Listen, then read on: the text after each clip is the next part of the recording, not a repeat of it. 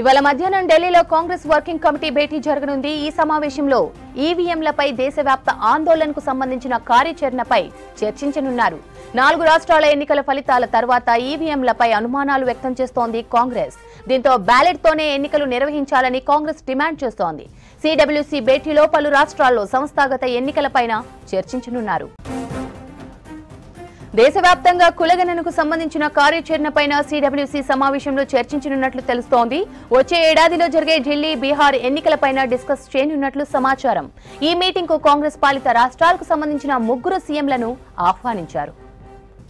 CWC meeting కు సంబంధించి మరిన్ని అప్డేట్స్ ఢిల్లీ నుంచి మదార్ అందిస్తారు. మదార్, ఈ మీటింగ్ లో ఏ అంశాలపై చర్చించనున్నారు? మధ్యాహ్నం 2:30కు ఏఐసీసీ ప్రధాన కార్యాలయంలో సిడబ్ల్యూసీ భేటీ కాబోతోంది. 3 కీలక అంశాలు. ఒకటి, బ్యాలెట్ విధానంలో ఎన్నికలు నిర్వహించాలనేది ప్రధానంగా కాంగ్రెస్ పార్టీ డిమాండ్ చేస్తుంది. ఇటీవల జరిగినటువంటి 4 రాష్ట్రాల ఫలితాల తర్వాత కాంగ్రెస్ పార్టీ ఈ బ్యాలెట్ విధానంతో ఎన్నికలకు వెళ్ళాలి అనేటువంటి డిమాండ్ని ప్రధానంగా చర్చపైకి తీసుకొస్తుంది. ఎందుకంటే ఈవీఎంలను మేనేజ్ చేస్తున్నారు బీజేపీకి సంబంధించి. ఎన్నికల సంబంధించినటువంటి అధికారులు ఎన్నికల నిర్వహణ అనేది కూడా సరిగా చేయట్లేదు. ఈవీఎంలను ట్యాంపర్ చేసేటువంటి అవకాశం ఉంది. దానికి సంబంధించి గతంలో కూడా చాలా ఉదాహరణలు ఉన్నాయి. ఇప్పుడు జరిగినటువంటి ఈ 4 రాష్ట్రాల ఎన్నికల ఫలితాలు వచ్చిన తర్వాత మరింత అనుమానాలు అనేది కూడా బలపడ్డాయి.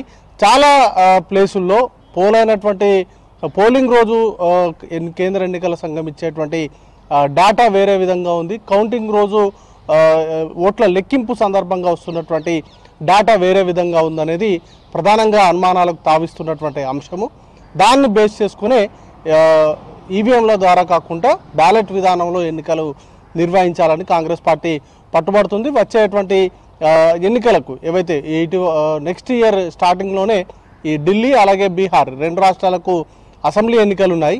ఆ అసెంబ్లీ ఎన్నికలను కనీస బ్యాలెట్ విధానంతో నిర్వహించాలనేటువంటి డిమాండ్తో పాటు వచ్చే దేశంలో ఎలాంటి ఎన్నిక నిర్వహించినా ఆ ఎన్నికలను బ్యాలెట్ విధానంతో నిర్వహించాలనేటువంటి డిమాండ్ తోటి దేశవ్యాప్తంగా ఆందోళన చేయాలని కూడా కాంగ్రెస్ పార్టీ భావిస్తూ ఉంది. ఈరోజు జరిగేటువంటి సిడబ్ల్యూసీలో ఈ అంశం పైన ప్రధానంగా చర్చ జరిగేటువంటి అవకాశం ఉంది. దాంతోపాటు వచ్చే ఏడాది స్టార్టింగ్లో ఉండేటువంటి ఢిల్లీ, బీహార్ 2 రాష్ట్రాల ఎన్నికలకు అసెంబ్లీ ఎన్నికలకు సంబంధించి కాంగ్రెస్ పార్టీ సన్నద్ధత పైన కూడా కీలకంగా ఈ సమావేశంలో చర్చ జరిగేటువంటి అవకాశం ఉంది. దాంతోపాటు ఈ 4 రాష్ట్రాల ఎన్నికల ఫలితాలపైన సమీక్ష, ముఖ్యంగా 2 రాష్ట్రాల్లో ఇండియా కూటమికి సంబంధించిన ప్రభుత్వాలు, జార్ఖండ్ అలాగే జమ్మూ కాశ్మీర్, ఈ 2 రాష్ట్రాల్లో కూడా ఇండియా కూటమికి సంబంధించినటువంటి ప్రభుత్వాలు ఫామ్ అయ్యాయి.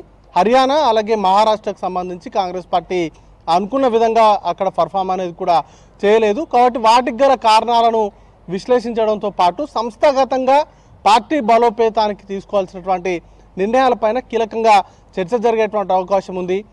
చాలా నమ్మకం ఉండే ఈ హర్యానా కావచ్చు లేకపోతే మహారాష్ట్రకు సంబంధించినటువంటి ఎన్నికల్లో కాంగ్రెస్ పార్టీ పర్ఫార్మెన్స్ పైన కాంగ్రెస్ పార్టీ అగ్రనాయకులకు కావచ్చు లేకపోతే కాంగ్రెస్ పార్టీ కార్యకర్తలు కూడా కొంత ఒక రకమైనటువంటి నమ్మకం ఉండే 2 రాష్ట్రాల్లో కూడా కైవసం చేసుకుంటాయనేటువంటి విశ్వాసంతో ఉన్నారు. బట్ రిజల్ట్స్ మాత్రం కొంత డిఫరెంట్గా రావడంతో వాటికి సంబంధించి పూర్తి స్థాయిలో ఒక సమీక్ష లాగా ఈరోజు ఈ సిడబ్ల్యూసీ సమావేశంలో ఈ 4 రాష్ట్రాల ఎన్నికల ఫలితాలకు సంబంధించినటువంటి సమీక్షతో పాటు ఢిల్లీ, బీహార్ రాష్ట్రాల ఎన్నికలకు సంబంధించి సన్నద్ధత పైన కూడా ఈ సిడబ్ల్యూసీ సమావేశంలో చర్చ జరిగేటువంటి అవకాశం ఉంది. అలాగే కొన్ని రాష్ట్రాల్లో సంస్థాగతంగా నిర్వహించాల్సినటువంటి ఎన్నికలు ఉన్నాయి. అలాగే కొన్ని రాష్ట్రాల్లో సంస్థాగతంగా పార్టీని బలోపేతం చేయాల్సినటువంటి అవసరాలు ఉన్నాయి. వాటికి సంబంధించిన అంశాలపైన కూడా కీలకంగా చర్చ జరిగేటువంటి అవకాశం ఉంది. ఇక దాంతోపాటు కాంగ్రెస్ పాలిత రాష్ట్రాల్లో ఇప్పటికే కులగణనకు సంబంధించి ఒక నిర్ణయాలు తీసుకున్నారు. కొన్ని రాష్ట్రాలు, ఇప్పుడు తెలంగాణ వంటి రాష్ట్రాల్లో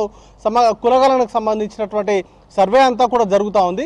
రానున్నటువంటి రోజుల్లో దేశవ్యాప్తంగా కులగణన చేపట్టాలి అనేటువంటి డిమాండ్ తోటి ఆందోళనలు తీసుకొచ్చి బీజేపీ ప్రభుత్వం పైన ఒత్తిడి పెంచే దిశగా కార్యాచరణ ఉండేలాగా ఒక యాక్షన్ ప్లాన్ అయితే రూపొందించబోతున్నారు. ఇటు ఈవీఎంలకు సంబంధించి